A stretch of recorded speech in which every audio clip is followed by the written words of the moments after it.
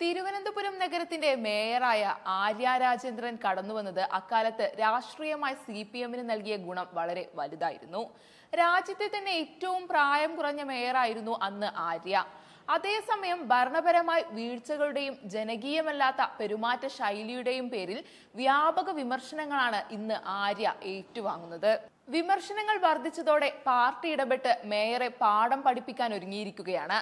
സ്വന്തം വീഴ്ചകളും നിരന്തരം വിവാദങ്ങളും ഉണ്ടാക്കുന്ന ശൈലിയും ഉപേക്ഷിച്ച് സ്വയം തിരുത്താൻ ഒരു അവസരം കൂടി നൽകാനുള്ള തീരുമാനത്തിന്റെ ഭാഗമായാണ് മേയറെ വിളിച്ചുവരുത്തി കാര്യങ്ങൾ ബോധ്യപ്പെടുത്താൻ ജില്ലാ നേതൃത്വം തീരുമാനിച്ചത്. പ്രതികരണങ്ങളിൽ മിതത്വം പാലിച്ചും ജനങ്ങളോടും പാർട്ടി പ്രവർത്തകരോടും മാന്യമായി പെരുമാറിയും തിരുത്തണമെന്നാകും ആവശ്യപ്പെടുക.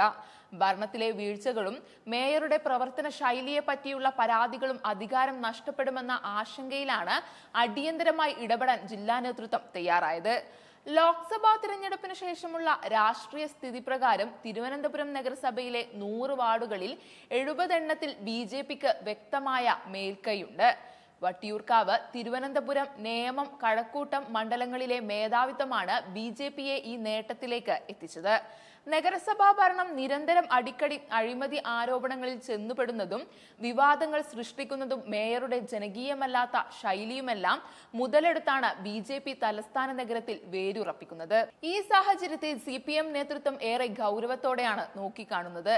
ഏതു വിധേനയും നഗരസഭയിലെ BJPയുടെ വളർച്ചയ്ക്ക് അന്ത്യം കുറിക്കുവാനുള്ള തന്ത്രപ്പാടിലാണ് നിലവിൽ CPM.